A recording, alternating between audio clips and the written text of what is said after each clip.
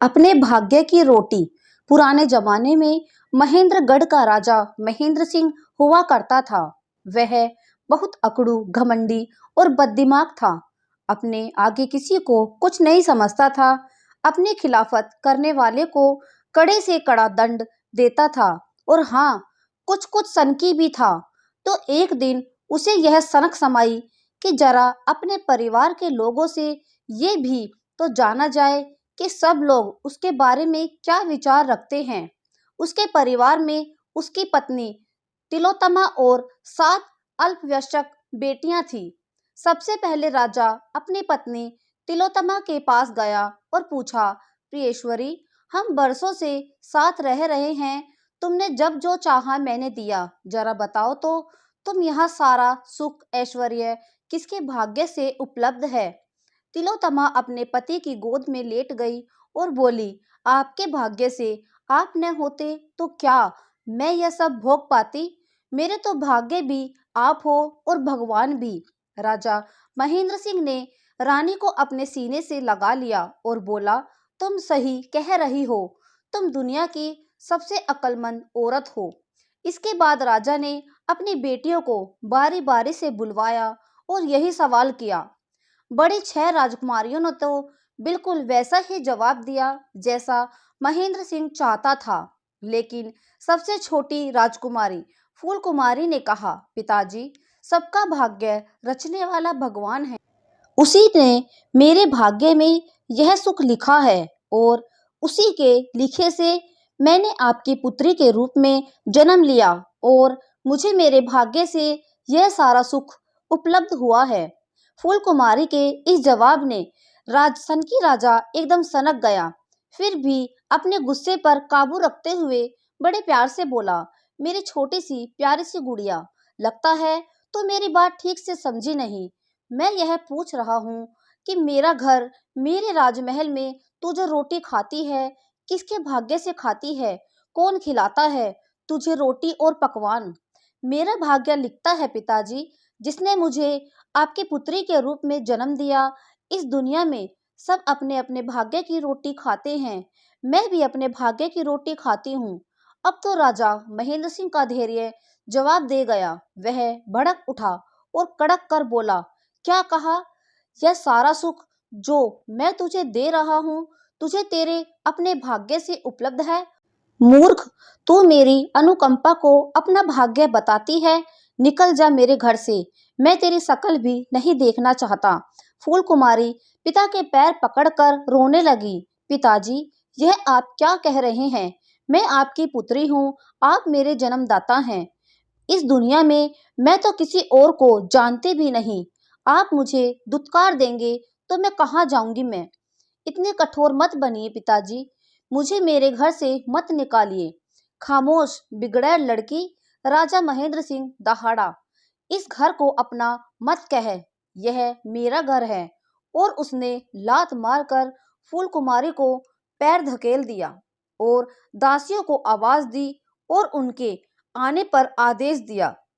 राजकुमारी के शरीर से राजसी वस्त्र और आभूषण उतार कर उसे किसी दासी की गंदी और फटी चिथड़ी मैली सी पोशाक पहना दी। दासियों ने ऐसा ही किया और फूल कुमारी को एक भिखारन सी बनाकर सामने ले आई। राजा के आदेश पर फूल कुमारी के खूबसूरत चेहरे पर कालिख भी पोत दी गई। फिर राजा महेंद्र सिंह ने फूल कुमारी से पूछा, अब भी सोच ले और हमें सही सही जवाब दे दे कि तू किसके भाग्य से तू यह राजसी सुख भोग रही है? किसके भाग्य से तू माल, पकवान और रोटी खाती है? आपको खुश करने के लिए मैं झूठ भी बोल दूं पिताजी कि मुझे जो कुछ भी मिला है आपके भाग्य से मिला है, आपसे मिला है। लेकिन मेरे झूठ बोलने से झूठ सच नहीं बन जाएगा। फूल कुमारी की इस निर्भीकता ने महेंद्र सिंह को आग बबूला कर दिया और उसने दहाड़ कर बाहर पहरे पर तैनात सैनिकों को आवाज दी। तुरंत ही कई सैनिक दौड़ आए और राजा को अभिवादन कर सिर झुकाकर खड़े हो गए।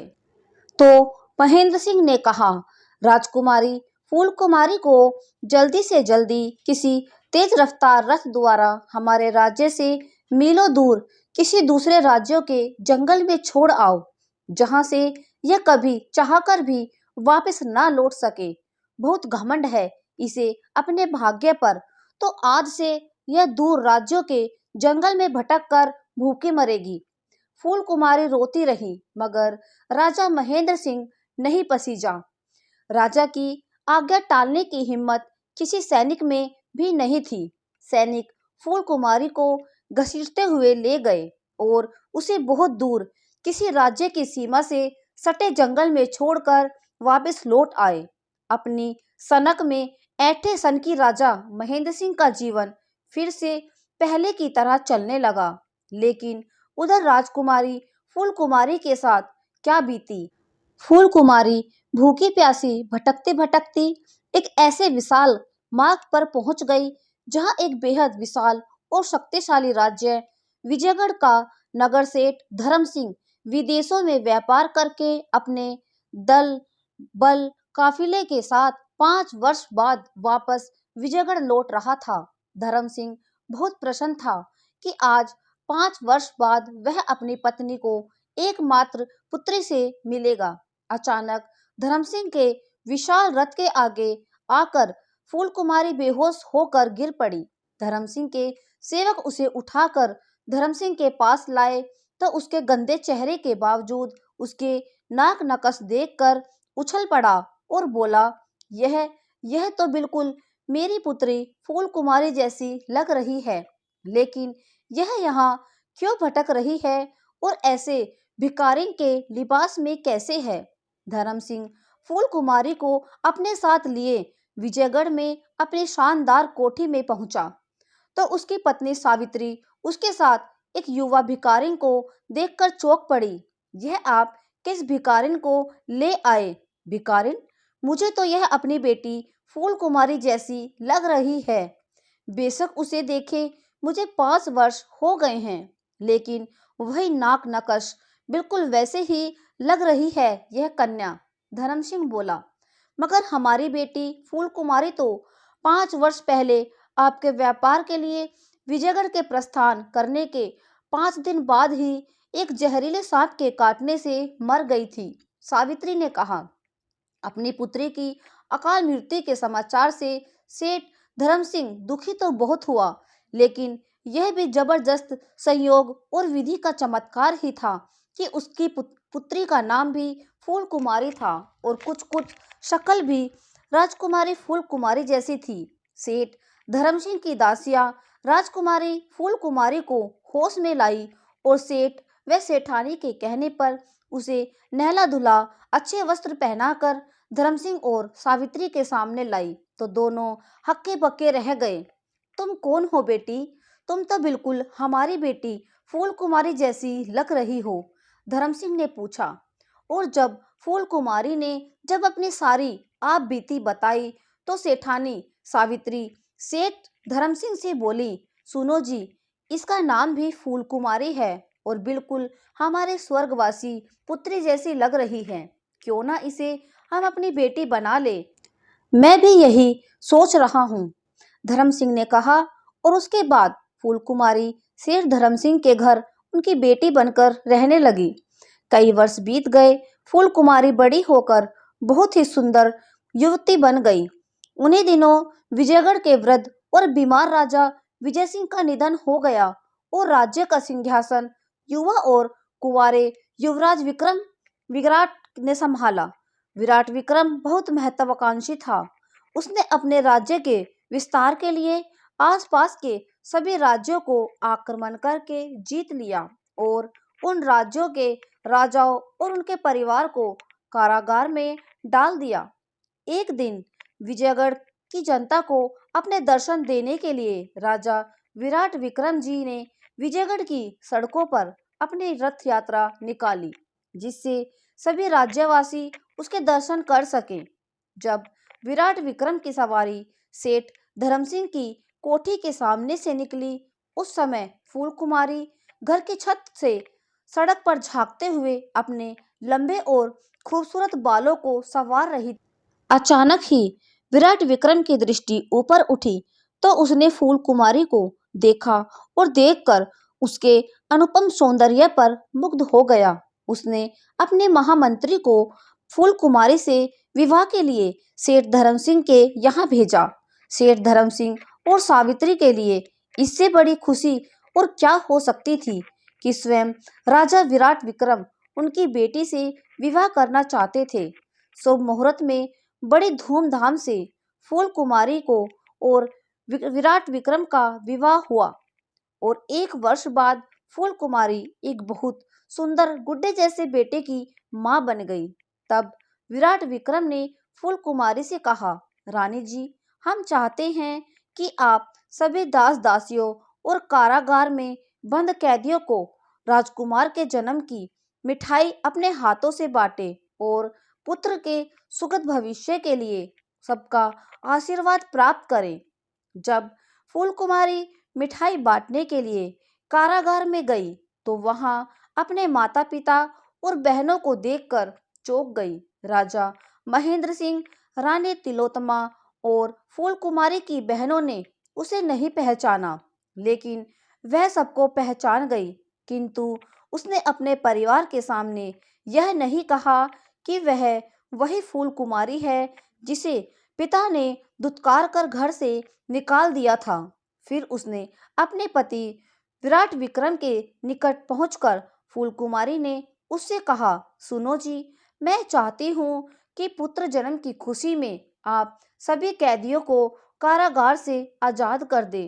तुम्हारी इच्छा मेरे लिए आज्ञा है प्रिय। राजा विराट विक्रम ने कहा, मैं एक बात और कहना चाहती हूँ।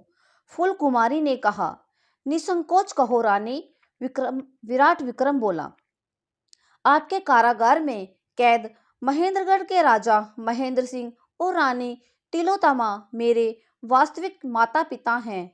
आप उन्हें व मेरी बहनों को आजाद करने के साथ साथ मेरे पिता को उनका राज्य लौटा दें।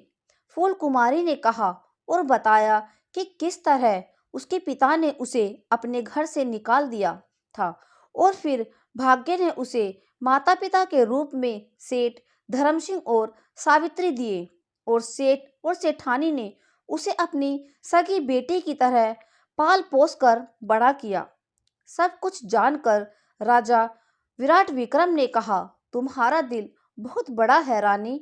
राजा महेंद्र सिंह ने तुम्हारे साथ जो किया उस पर हमें उनके लिए दया करना उचित नहीं लगता, लेकिन हम तुम्हारी इच्छा का सम्मान करते हुए अपने सभी कैदियों के साथ उन्हें भी आजाद कर देते हैं और उनका जीता हुआ राज्य भी उन्हें लौटा देते हैं। राजा विराट विक्रम फूल कुमारी से इतना ज्यादा प्यार करने लगा था कि वह अपनी पत्नी का अनुरोध ठुकरा नहीं सका और महेंद्र सिंह व उनके परिवार को आजाद करके महेंद्रगढ़ का राज्य भी उन्हें लौटा दिया। अपने परिवार को वापस महेंद्रगढ़ जाने के लिए विदा करते हुए फूल कुमारी ने अपने पिता से मुस्कुराते हुए कहा, पिताजी, आपने मुझे नहीं पहचाना। मैं आपकी ठुकराई हुई बेटी फूल कुमारी हूँ और देखिए, मेरे भाग्य ने आज भी मुझे सारे सुख प्रदान कर रखे हैं। आप भी बेशक मेरी वजह से ही फिर से अपना पुराना सुख भोगने जा रहे हैं, पर जरा बताइए तो इसके पीछे किसका भाग्य है? मेरा भाग्य? नहीं नहीं, तेरा भाग्य। महेंद्र सिंह हड़बड़ाकर बोला। फूल कुमारी हंसी। पिताजी, ईश्वर हर व्यक्ति का भाग्य अलग अलग लिखता है। सबके भाग्य का बंटवारा वही करता है। आपने मेरे पति की कैद में अब तक जो कुछ भोगा वह आपका भाग्य था और आपने जब मुझे अपने राजमहल से दुत्कार कर निकाल दिया था वह मेरा भाग्य था। इस संसार में कोई किसी के भाग्य की रोटी नहीं खाता, सब अपने अपने भाग्य की रोटी खाते हैं। रानी तिलोत्तमा और फूल कुमारी की सभी बहनें बरसों बाद फूलकुमारी को अपने सामने पाकर उसे लिपटकर खुशी के आंसू बहाने लगी। महेंद्र सिंह भी सिर झुकाए आंसू बहा रहा था, किंतु अपनी सबसे छोटी बेटी के प्रति किए गए अपराध की शर्मिंदगी उसके चेहरे पर साफ झलक रही थी। इस दुनिया में हर कोई अपने भाग्य की रोटी खाता है, और भाग्य प्रबल हो तो एक भिखारिन भी रानी बन सकती है, और भाग्य यदि कठोर मारे तो एक राजा भी गुलाम या कैदी बन सकता है। तो दोस्तों, आपको ये कहानी कैसी लगी कमेंट में ज़रूर बताएं। वीडियो को लाइक करें, शेयर करें और हमारे चैनल को सब्सक्राइब करें। Thank you.